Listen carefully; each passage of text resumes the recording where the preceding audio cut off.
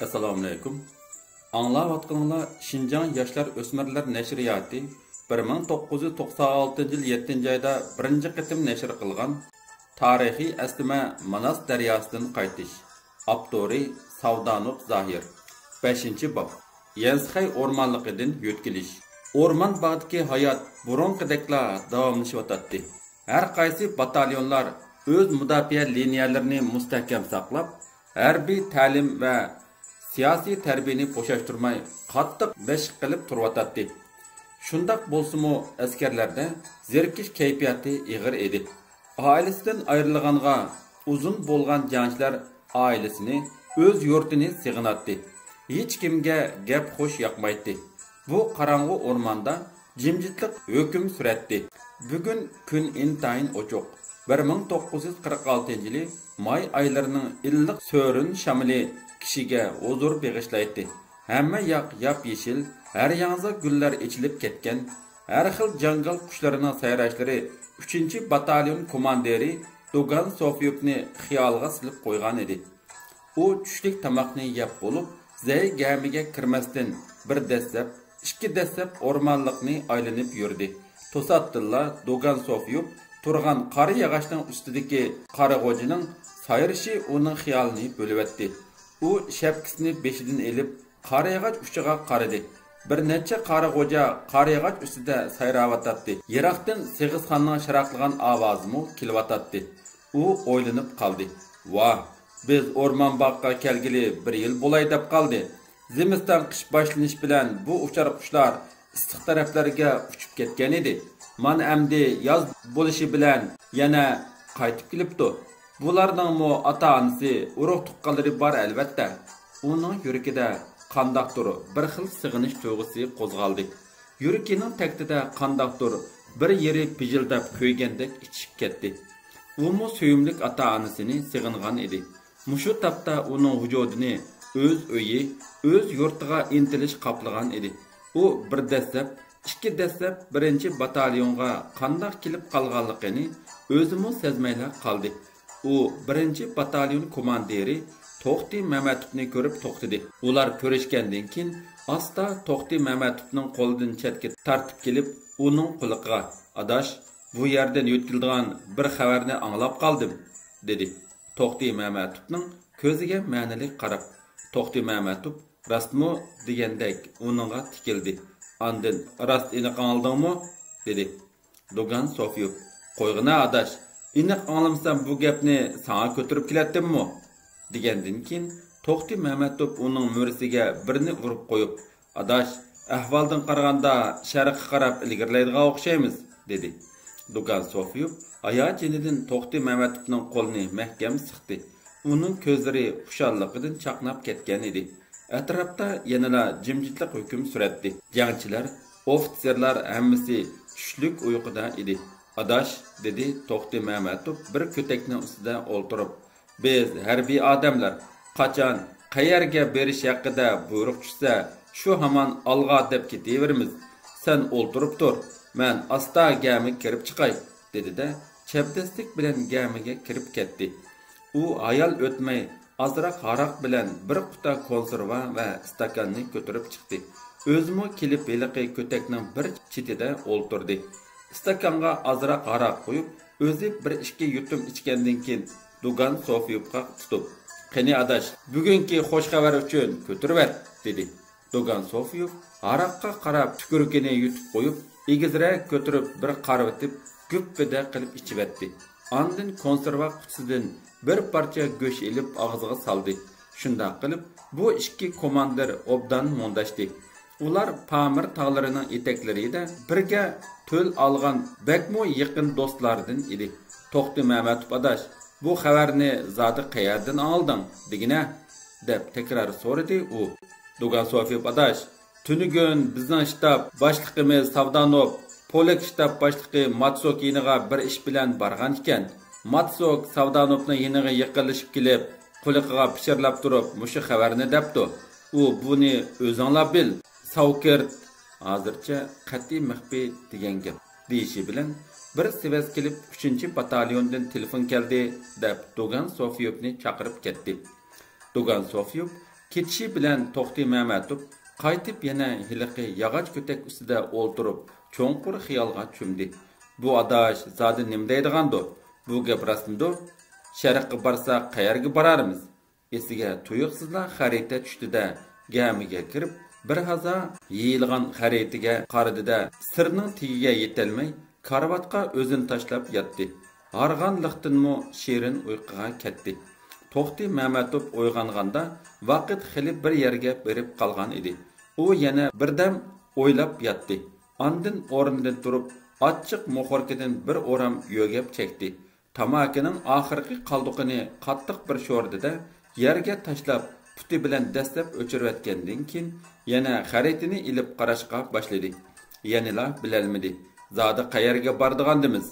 Hozir uning qo'li zodla ishga bormaydi. Yuqorining buyruqi. Bugun atigan soat 8 da batalyon komandirlari, siyosiy rahbarlar, batalyon shtab boshliqlari Polik shtab majlisxonasiga kelsin degan uqtirishni topshirib oldi. Hammaning ko'ngilda nima xabar bordi degan birla o'y bor edi.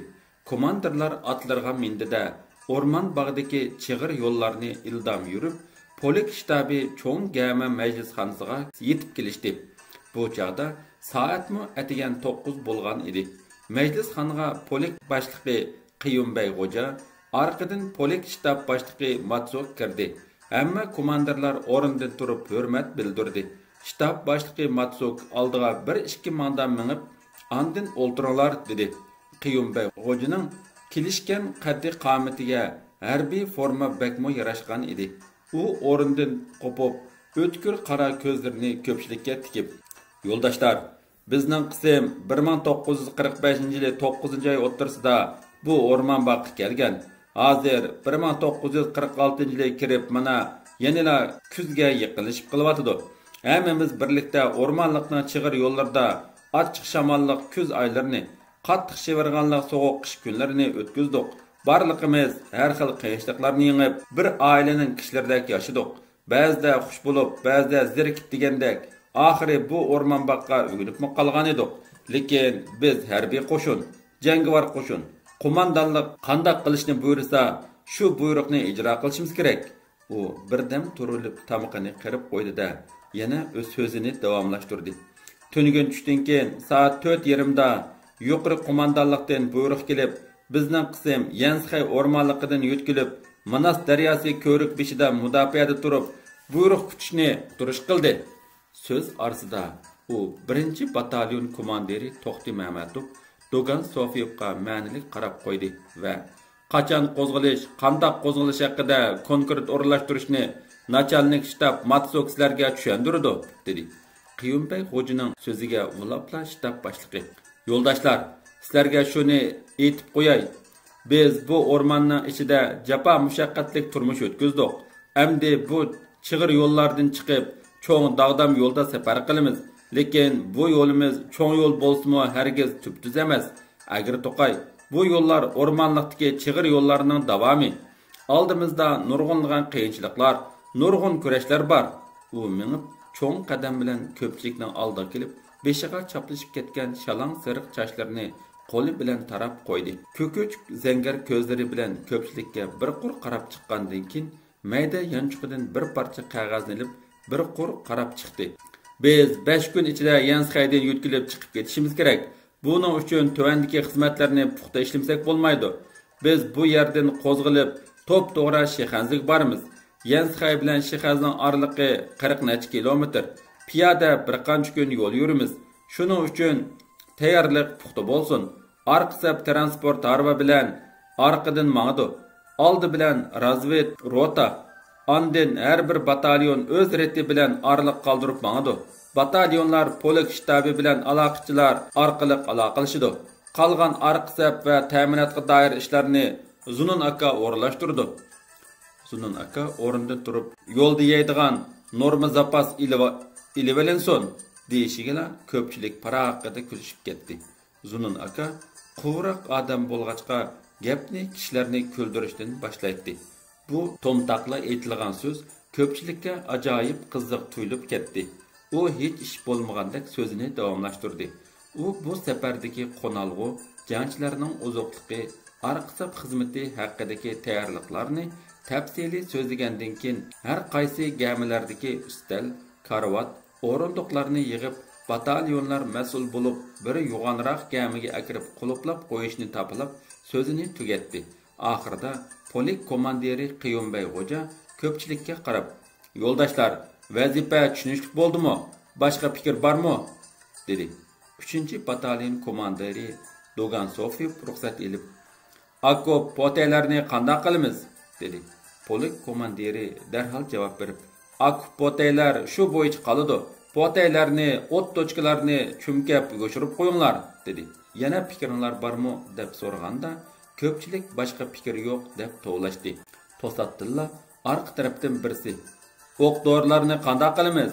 deb so'radi. Polik komandiri darhol javob berib, "O'q dorilarni jangchilar o'zlari ko'tarish tegishliklarini o'zlari ilib mansun. Qolgan zapas o'q dorilarni arqisab qurol bo'limiga topshirib beringlar. Ular mas'ul bo'lib yetkazib beradi", dedi. Hamma birdek tushunishlik deb varqirashgandan keyin polik komandiri, "Majlis tamom, qaytib berib o'rinlashtirishni ijro qilinglar", deb chiqib ketdi. Yig'indan keyin hamma komandirlar darhol o'z batalyonlariga qaytishdi. Komandirlar qaytib o'z batalyonlariga kelganda, jangchilar xuddi cho'ng xo'sh xabar kutib turgandek talada to'p-to'p bo'lishib, bir-biriga kusturlashib xabar yetkazishyotdi. Batalyon komandirini ko'riblar, "Ana keldi", deb hammasi o'zidan chiqqan qushlardek cho'rqirishib kelib, o'tirg'a elishib oldi. Hammasining ko'zlarida umid nurlari chaqnab, chiroylaridan kulki yig'ib turadi. Amaliyotda o'rmon bog'idan yo'tkilib, sharqqa qarab yurish qilish xabari burunlar rotalardagi jangchilar orasida mish-mish gap bo'lib tarqalib bo'lgan ekan. Batalyon komandiri ikkimizni o'rib olganlarga, "Voy, nim bo'ldinglar? Qavatlar xushalg'usizlar", deb ma'nilik qarab kuldik. "Rastmi boshliq?" dedi ular. Biz, "Ha, rast", deb chaqchaq qilib qo'yib, gamiga kirib ketdik. Eshikning oldida qolgan jangchilar shapkalarini osmonga etib, bir-birini quchoqlashib, uzoqdan kutgan kunlarning yiqilishib qolganligiga o'zlarining xushal bo'lganligini ifodalashdi.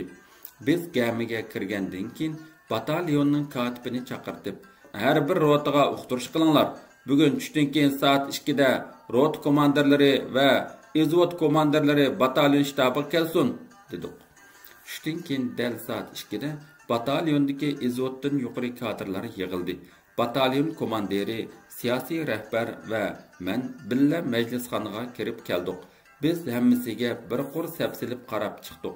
Kadrlarning chiroylarida bir xil xushalliqning iznasi chiqib tursimi, lekin hech kim bu xushalliqni sezdirmaslikka tirishadi.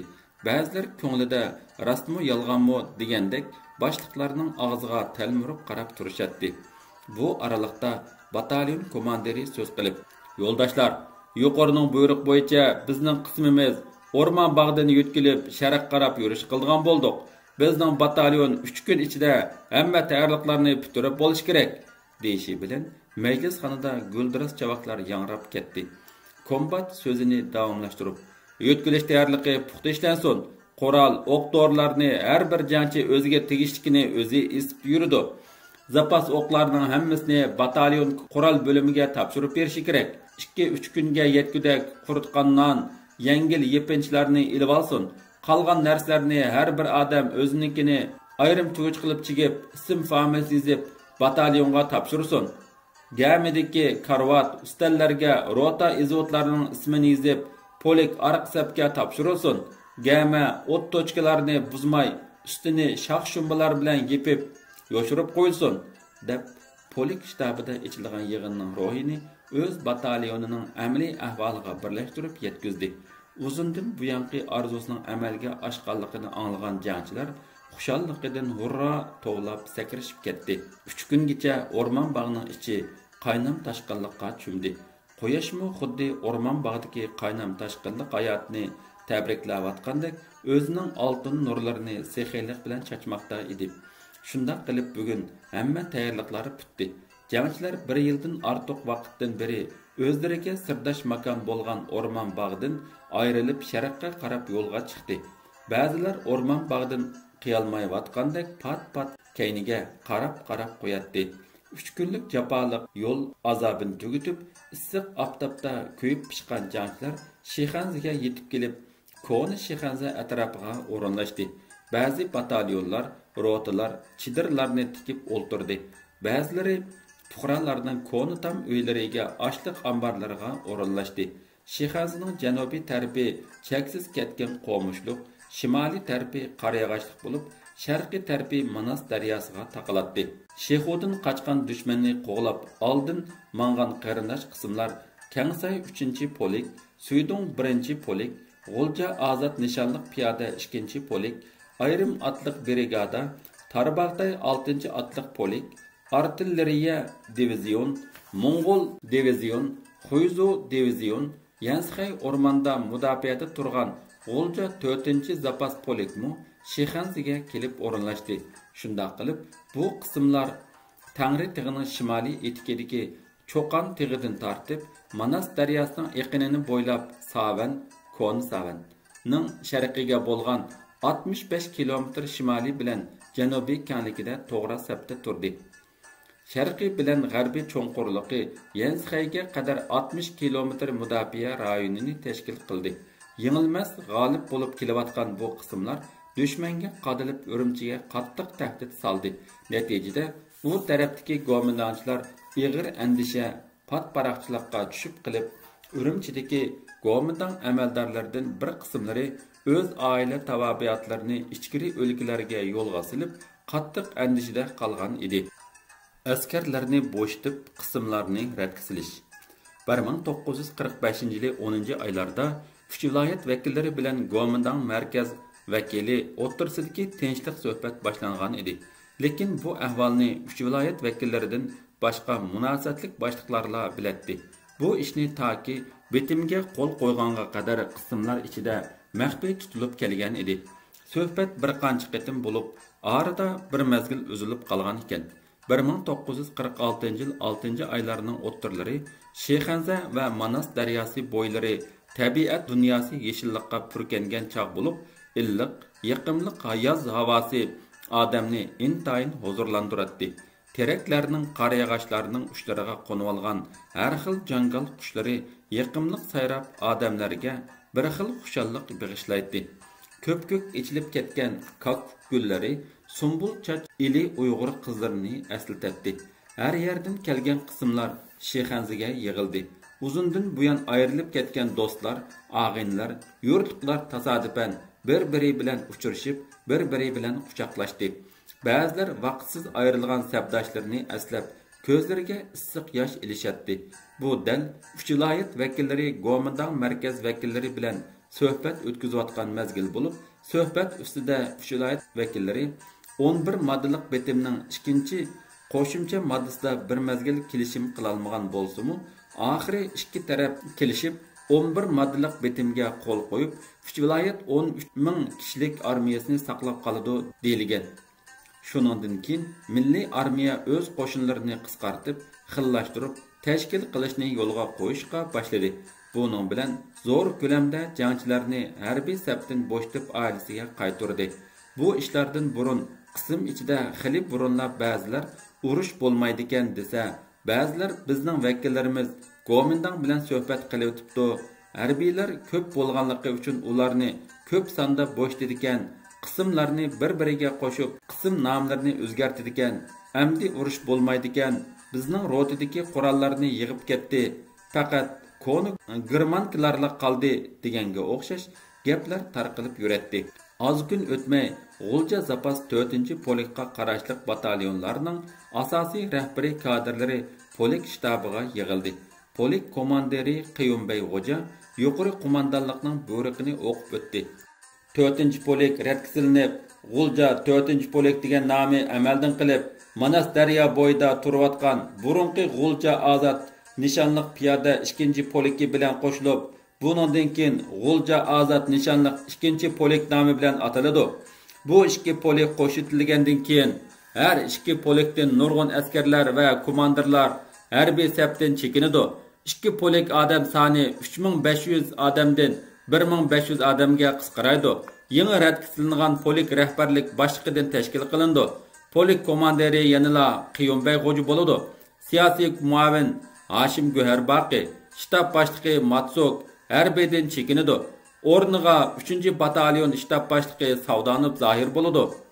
Muavin polik komandiri Ma'zamxon bo'ladi. Xo'jalik boshlig'i yanıla Zunun aka bo'ladi. U uqtirishni o'qib bo'lib, yana mundaq dedi: "Men oldin G'uljaga ketishim mumkin.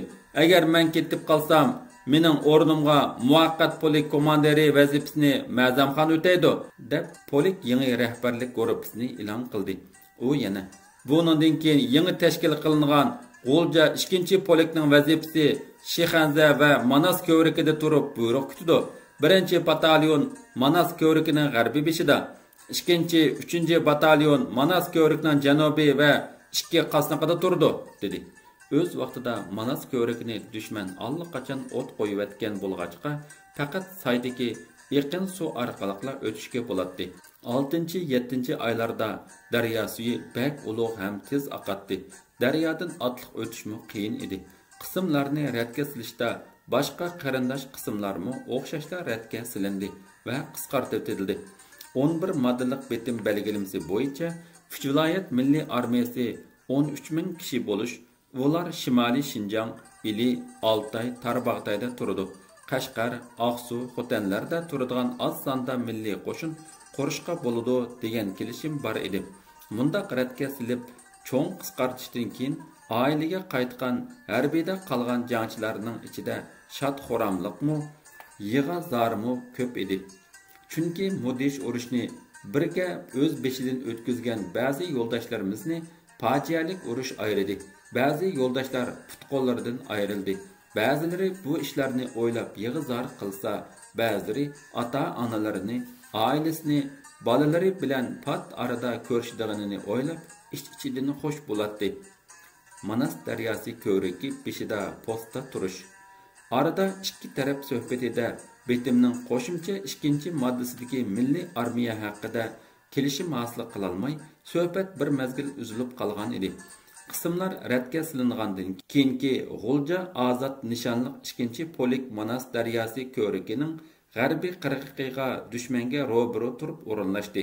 Manas daryosi ko'rikining g'arbiy beshida 2-polikning bir potiyi bo'lib, postda turganlarga qarshi taraf ochiq ko'rinib turadi.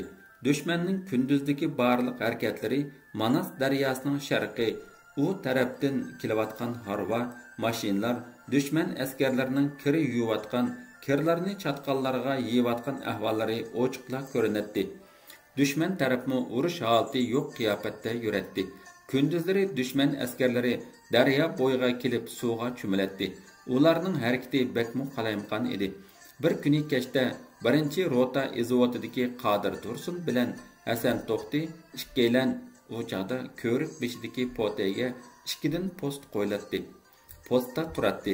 Yarim kecha bo'lganda dushman tarafdagi potay ustida qora-qora bir nimlar ko'rindi. Bular diqqat bilan qarab turgan bo'lsa-mu, qora-qora narsalarning nima ekanligini farq qila olmadi. Bular butun zehnini yig'ib, intayin inchiklik bilan kuzatdi. To'satdilla suvga cho'pkidab bir narsa tushgandek ovoz anglandi. Shu kuni kechasi oy qorong'u edi. Bu ikkisi o'z-o'zidan titib bo'ladi. Tova, qirish qandak mavu havan qarmamdigan.